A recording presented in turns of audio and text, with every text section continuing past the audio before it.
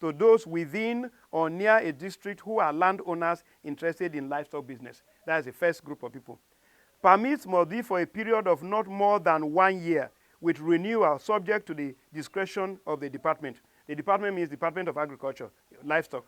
C, the department shall, however, reduce, refund in whole or part, or postpone payment of ranching permit fees in cases of natural emergencies such as drought, flood, or epidemics. If they give you a ranching permit and suddenly there's a flood in the area, you cannot use it, they will withdraw it. Now you go to another place. So you can see how fair it is. If there's a drought there, nobody's going to force you to use it. Okay. We have subsection, that is 6A. Right? Yes, that is a subsection 5C now. That's then 6.1, the rancher shall in writing approach the owner and family head of the land which he requires as ranch, whereupon he intends to site his ranch in accordance with the provisions of the law. That's what I explained before. The processes, all those ones write down processes. Well, from this, what you have said, it's like the process is not something that is easy for an illiterate to come by. Why not? Any illiterate can do it.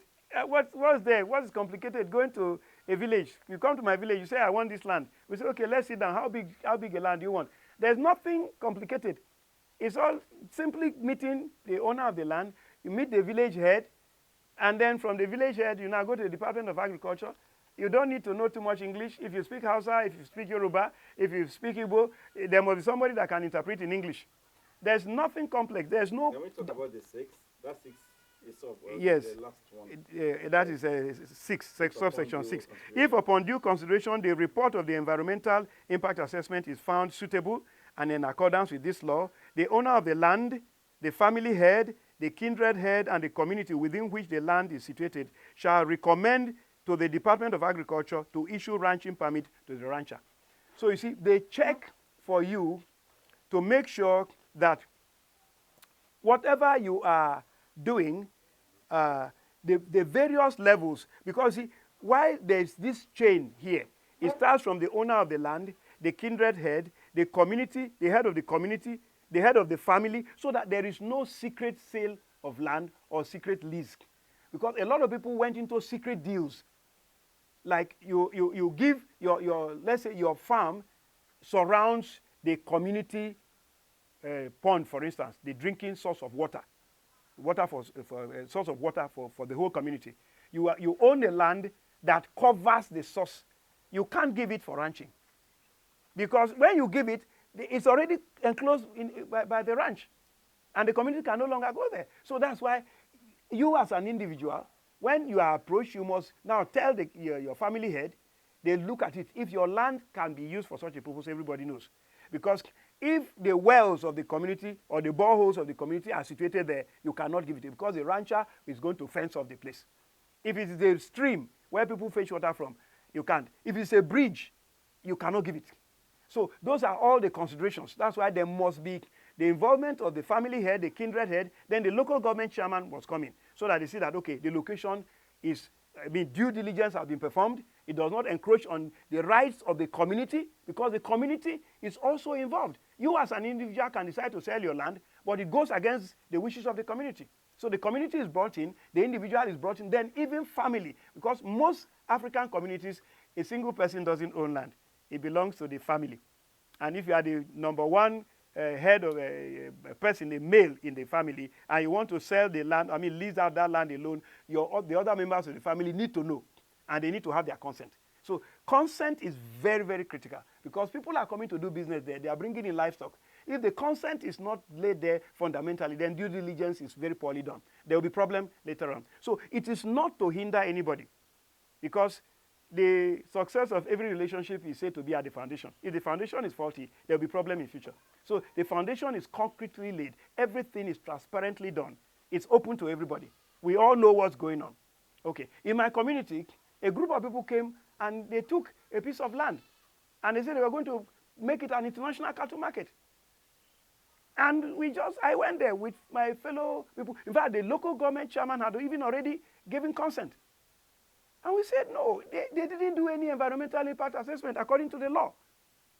And then, of course, there was nobody checked about the security. We didn't know the source of water they were going to take, the source of water for the whole community. We said, no, If the ranch is slightly away from the stream and the river, and they can have, even if it's to pipe water from the stream and the river to the ranch, is fine. If they're to do a borehole, it's fine. But for the cows to drink directly, move into the river, no way. Because now you have your farm, but the farm is going to destroy the source of water for the whole community. We had to stop that project. We saw that the siting was wrong. It's not that the project was wrong. And we told them, select another site. So these things are done so that there is sustainability in the relationship. And all sides should be a win-win relationship. So that you don't just come because you have money, you want to lease land, and wherever you choose, because you could choose a piece of land that has some people resident in it. Because rural communities, you find particularly in Benue State, there are people who live on their farms. There are farm settlements. A community is in a farm, their farm is all around them. So if you take the whole land there, you're actually uprooting the farm and uprooting the residential accommodation. In Lagos, it is not like that.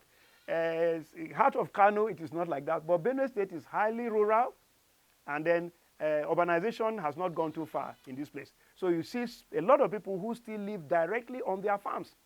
So whatever you're doing here must be done in such a way that the farmer, the crop farmer is protected, and the person applying for land for ranching is protected. Because if the conditions are not good enough, you discover that your business will enter problem. Let's go to 7. Where Commissioner 7, that's Commissioner to liaise with the governor. The Commissioner for Agriculture is in charge of the Department of Agriculture. And when the things are done, you can see that it builds up from the bottom. The first person, the first port of call is the owner of the land you want. Then you start climbing up through the village structure, through the local government structure. It comes to the Department of Agriculture. When they have looked at the various conditions, they take it to the commissioner. The commissioner now looks at all the political and the ecological situations, looks at the issue of environmental impact assessment.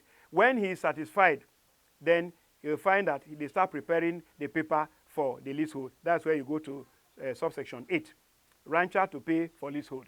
They will now decide on what it costs to take the lease on that land. As I've already said, you don't buy the land.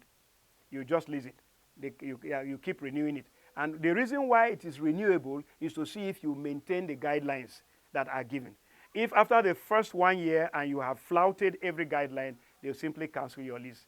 But if they discover that you have followed the guidelines properly, then they renew it, and they keep renewing it. And of course, because you are authorized to put some basic facilities on the ranch. So the longer you stay, the more you hold that ground, even though it is still on lease. Like you can put a borehole on your ranch. You put some basic structures, accommodation for your workers on the ranch. You can put facilities for treating your animals and all that, storage facilities. You can even put feed mills on your ranch. All those things can come in. Security facilities on your ranch. All those solar systems, water systems, systems for loading your animal, dust roads for bringing in vehicles to load and offload your animals. All those are things that come in. But they come in as you are growing the ranch. So Section 8, rancher to pay for the leasehold. Section 9 is notice of permit to be gazetted. Because the matter is a transaction which the state wants to be fully transparent, it is not something done in a corner, the usual Nigerian style. It is published, is gazetted.